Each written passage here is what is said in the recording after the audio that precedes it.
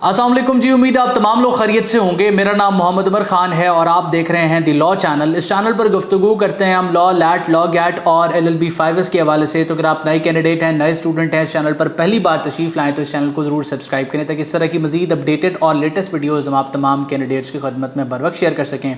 आज के इस लेक्चर में हम डिस्कस करने वाले हैं जनरल नॉलेज के हवाले से। आप तमाम बच्चों को आपकी तैयारी में असिस्ट करने के लिए, लॉ एडमिशन टेस्ट को प्रिपेयर करने के लिए दी लॉ चैनल पर एक डेडिकेटेड प्लेलिस्ट मौजूद है।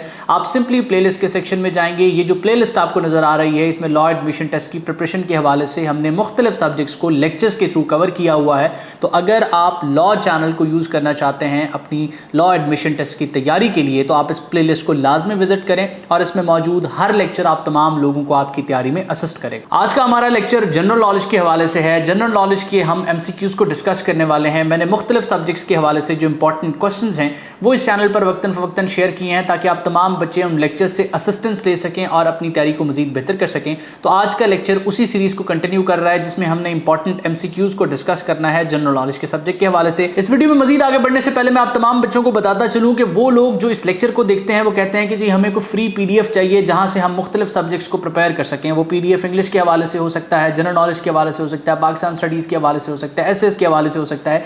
तो इस तरह का अगर आप PDF डॉक्यूमेंट हासिल करना चाहते हैं तो आपने सिंपली डिस्क्रिप्शन में आपको जो एक कम्युनिटी नजर आ रही होगी उसका लिंक मौजूद होगा, उस कम्युनिटी को ज्वाइन कर लेना है। वो हमारा WhatsApp चैनल है, वहां पर हम आपकी तैयारी के हवाले से फ्री डॉक्यूमेंट्स अपलोड करते हैं जिसके थ्रू आप अपनी प्रिपरेशन को मजीद बेहतर कर सकते हैं। या आपने इस नंबर पर WhatsApp मैसेज करना है ताकि आपको वो PDF डॉक्यूमेंट भी प्रोवाइड कर दिया जाए और साथ साथ हमारी जो WhatsApp कम्युनिटी है स्टूडेंट की, वहां पर भी आपको ऐड कर दिया जाए। तो बगैर वक्त ज़ाया किए हम अपने लेक्चर को कंटिन्यू करते हैं। और सबसे पहला सवाल आप अपनी स्क्रीन पर इस वक्त देख रहे हैं। आपने कोशिश करनी है कि तमाम सवाल जो आपके साथ में डिस्कस करूंगा उसका आंसर आपने अपने पास कॉपी पे मार्क कर लेना है इससे पहले कि वो आंसर आपके लिए मैं इस स्क्रीन पर मार्क करूं। इससे at the end of the lecture आपको पता चल जाएगा कि कितने क्वेश्चंस आपके ठीक हैं। मैं 25 क्वेश्चन को डिस्कस करने वाला हूं मुख्तलिफ लेक्चर्स में। कभी मैंने 50 क्वेश्चन डिस्कस किए हैं, कभी 20 डिस्कस किए हैं, कभी 25 डिस्कस किए हैं। लेकिन अगर आप इन सारे लेक्चर्स को सुनते हैं तो आपके बेशतर इंपॉर्टेंट क्वेश्चन क्लियर हो जाते हैं। तो पहला सवाल आपकी स्क्रीन पर है कि deepest part of the earth. अब ये लॉ एडमिशन टेस्ट में बहुत बार पूछा गया है, मेरे मुख्तलिफ लेक्चर्स में भी ये क्वेश्चन रिपीट हुआ है। तो deepest part of the earth कौन सा है, आपने ऑप्शंस में हाईलाइट करना है।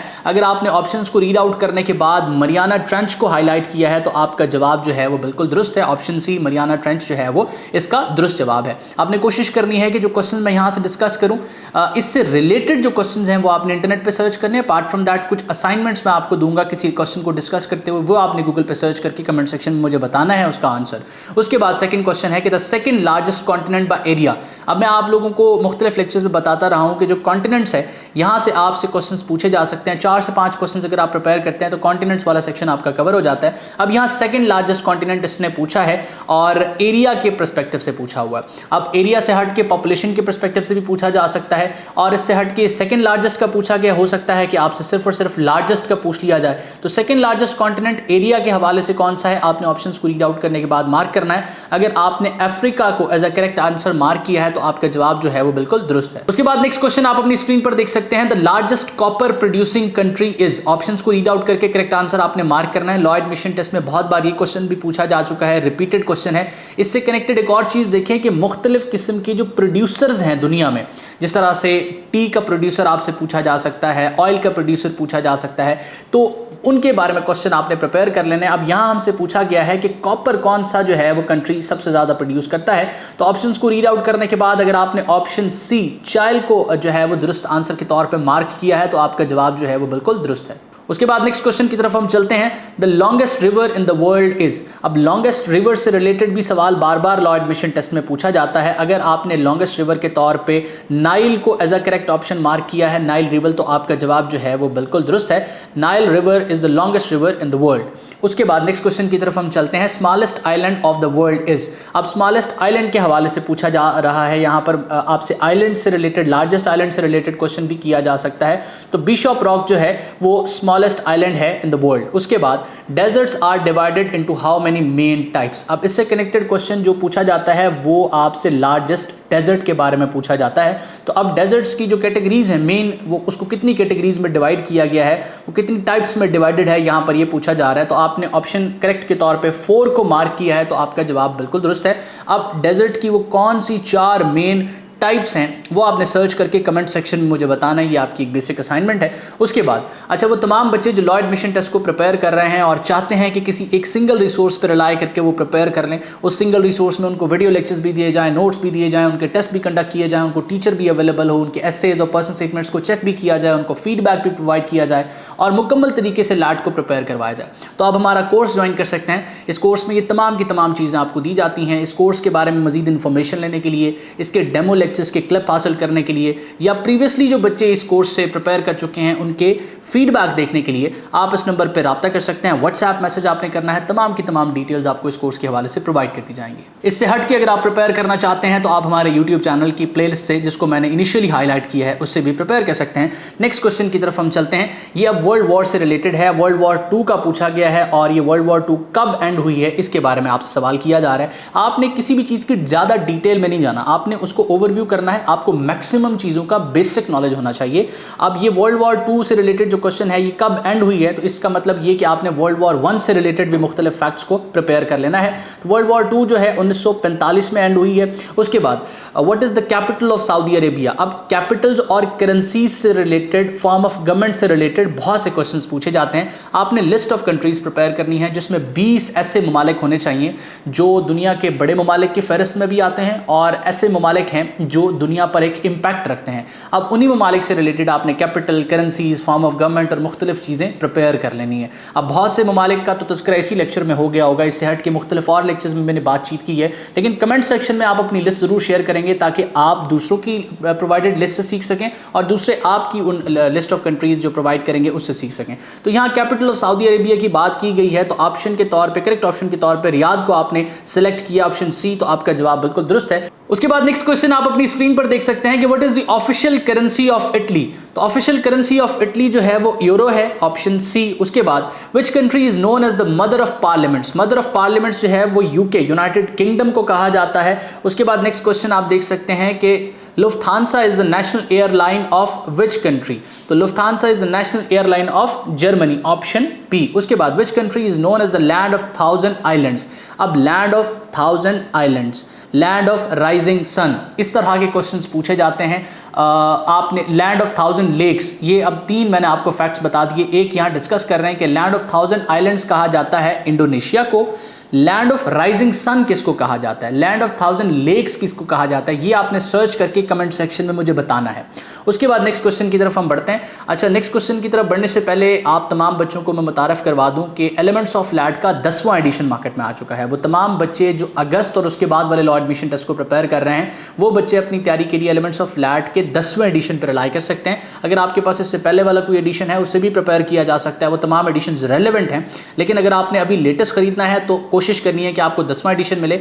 इस एडिशन को ऑनलाइन ऑर्डर करने के लिए आपने इस व्हाट्सएप नंबर पर मैसेज करना है, और अगर आप करीब तरीन बुक स्टोर से रब्ता करते हैं तो आपने ये पिक्चर दिखाने के बाद एलिमेंट्स ऑफ लैट की हार्ड कॉपी हासिल करनी है। ये किताब एक कंप्लीट और कॉम्प्रिहेंसिव रिसोर्स है जिसमें आपको वीडियो लेक्चर्स भी मिलते हैं, आपको मॉडल पेपर्स मिलते हैं, बबल शीट्स मिलती हैं, वर्ल्ड मैप होता है, मैप ऑफ पाकिस्तान होता है, और साथ साथ ये किताब होती है जिसमें तमाम के तमाम सब्जेक्ट्स को हमने बेहतरीन तफसील के साथ डिस्कस किया है। इस बार इस एडिशन के अंदर जो सबसे बड़ी तब्दीली की गई है वो ये है कि जनरल नॉलेज का सेक्शन स्टूडेंट्स को बहुत ज़्यादा कन्फ्यूज़ करता है, ये एक टफ सब्जेक्ट कंसीडर किया जाता है। तो इस बार एलिमेंट्स ऑफ लैट में जनरल नॉलेज के सब्जेक्ट की कैटेगराइजेशन करती गई है, यानी कि मुख्तलिफ टॉपिक्स के एमसीक्यूज को सेपरेट कर दिया गया है ताकि जब आप स्पोर्ट्स और गेम से रिलेटेड क्वेश्चन पढ़ें तो सिर्फ और सिर्फ वही क्वेश्चंस आपके सामने आए। इसी तरीके से वर्ल्ड हिस्ट्री की तरफ अगर आप जाएं, ज्योग्राफी की तरफ जाएं, तो सारे के सारे टॉपिक्स को सेपरेट कर दिया गया है ताकि आप एक कैटेगराइजेशन के थ्रू प्रिपेयर कर सकें।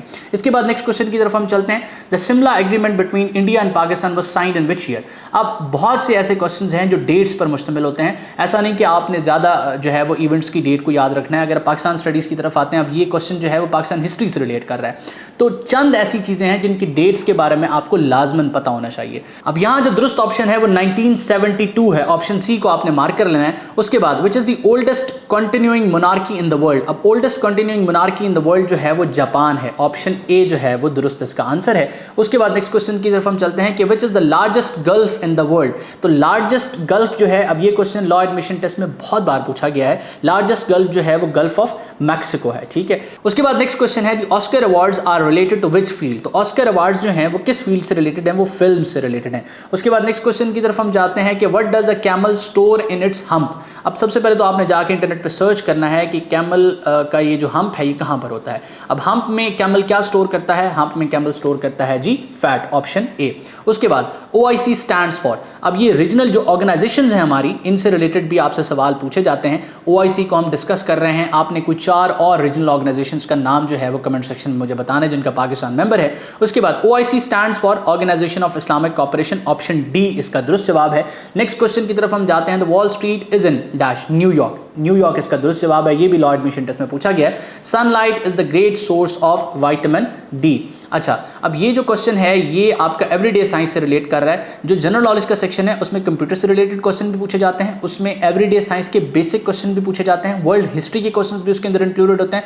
बाज़ दफ़ा पाकिस्तान स्टडीज या पाकिस्तान हिस्ट्री के क्वेश्चंस भी उसमें इंक्लूड कर दिए जाते हैं। तो आपने हर एस्पेक्ट से अपने आप को प्रिपेयर रखना है। और बाय द वे मैं आपको ये बता दूं कि जो लॉ चैनल की प्लेलिस्ट है जिसका तस्करा मैंने इनिशियल जो है वो स्लाइड्स में किया है लेक्चर को स्टार्ट करते हुए, अगर वहाँ पर मौजूद आप सारे लेक्चर्स को देख लेते हैं और बगौर लेक्चर्स को सुन लेते हैं तो आप बेशतर सवाल पेपर में ऐसे देखेंगे जिनसे रिलेटेड आपने पढ़ा होगा, जिनसे रिलेटेड आपने सुना होगा।